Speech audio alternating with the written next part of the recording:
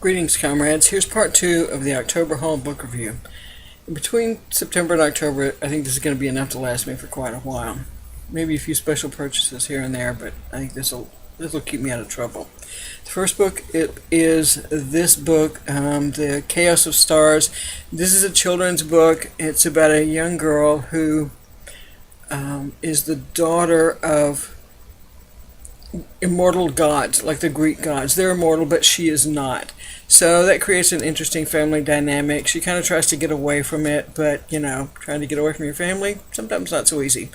So I'm going to try and read that this month for the Read Kids Lit month that Words of a Reader is doing. Next up is this one, A Tale for the Time Being, Ruth Ozeki. I hope that's pronounced right. It's about a woman who finds she finds a diary, and she thinks it was washed up. It was washed up on the shore. It was inside a Hello Kitty box. She thinks that it was caught in the tsunami of Japan of 2011. And she starts reading this diary and reading the history of this woman who wrote it, who had wanted to write about her grandmother. And it says tale for the time being. It doesn't mean tale for a while. It means like a time person. So we'll see. It's gotten really good reviews. It sounds good. I'm sure better than when I'm explaining it. Next up is more Clockwork Angel, Cassandra Clare. I've been interested in this stories. This is book 1. I think it's kind of a steampunk thing. I'm on a steampunk kick right now, so I went ahead and picked up book 1 of this because it sounds interesting. It's about a woman who her brother disappears, and she goes to London to find him and find out what happened to him, and she discovers that she has some powers and people want them, and chaos ensues, as it so often does in those circumstances. The next one is A Clockwork Dagger, Beth Cato. This is about also steampunk, about a young woman who is a healer and gets involved with a plot against the crown. Good book there. Another Cherry Priest book. There was an earlier one in part 1. This is another one of hers, Dreadnought, which I think is also steampunk, and she's recommended as being a really good author, so I'm going to try that.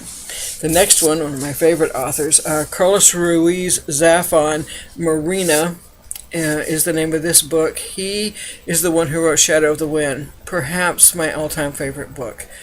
He wrote several books for young adults before he wrote those, and this one has come after. That was actually a trilogy. The Shadow of the Wind, The Angel's Game, and The Prisoner of Heaven were the trilogies in that. And then I think he's gone back to writing young adult, not children, but young adult books. So I'm looking forward to reading that as well. Next is The Cuckoo's Calling, Robert Galbraith. This is actually J.K. Rowling. It's a murder mystery. It's supposed to be very good. Got good reviews, so I want to check that out. This one, Jonathan Strange and Mr. Norrell. It's a doorstop. Look at the size of this puppy. But still, I have a hard copy of it, but there's just no way I can hold that and read it. It's huge. It's even more of a doorstop than this one.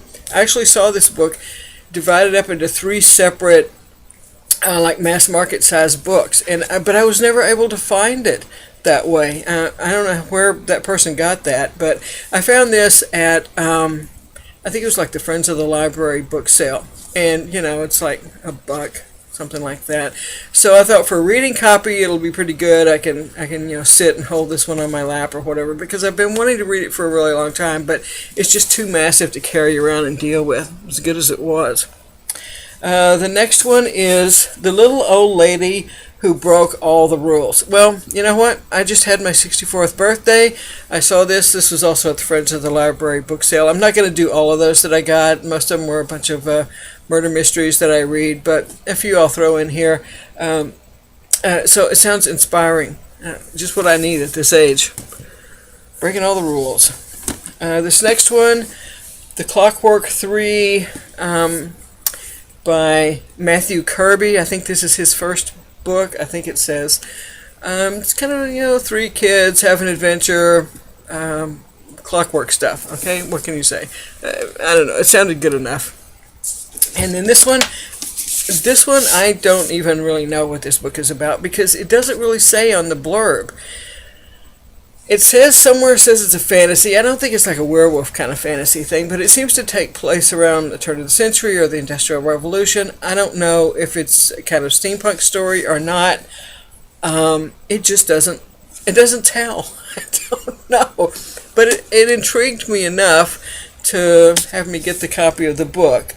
So The Rise of Ransom City by Felix Gilman. Oops, let me get that in here where you can see that.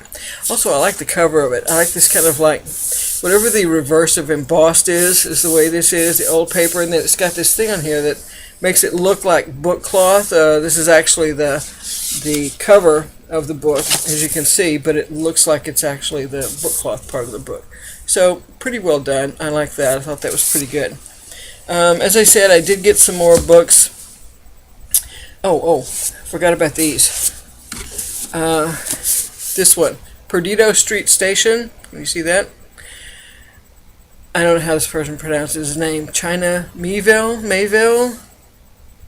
I don't know. But this is supposed to be another kind of urban fantasy, steampunky kind of book, and it's gotten really good reviews, and everyone says it's a good one to read. So I went ahead and picked that up. And another one, which I have a really probably stupid reason for buying this one. The Name of the Wind by Patrick Rothfuss. And I think this is kind of like a fantasy kind of book too. I did read the blurb about it, and it says it actually does sound pretty interesting, and I would have read it anyway. But what drew me to it was the title, because since The Shadow of the Wind is like my favorite book, anything that's called The Name of the Wind, I got to pick it up and look at it, even though it's by a different author and it's a completely different story. Still, I had to pick it up and look at it, and I like that cover. You know, the cover is actually pretty nice, pretty intriguing. And I did read the blurb, and it sounds pretty good, although it's kind of like fat. It's got over 700 pages at this size, which is just the mass market paperback size. But I see this guy's name around a lot. I see that his books get good reviews, so I'm going to give it a shot and see, but probably further down the line. Right now I'm reading a book, and I don't have it with me. I don't know if it was on this list or the last one, but it's called The Paper Magician. About a woman who she can do magic, but she can only do it with paper. And it's the first one of a series. I think the next one is The Glass Magician. And but it sounded really interesting. So that's the one I'm reading now. I don't have it in this room. I'm not going to pause and go and get it. But that one looks pretty good, and I think it's gotten good reviews. And I'm enjoying it so far. I'm not too far into it, but I like it so far.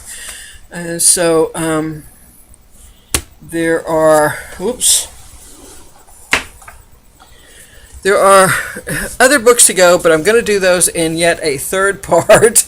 Not too many of them more to go, a few children's books in there, but I'm going to do those in a part 3 and get that uploaded. But that's enough for now. So happy trails and happy reading.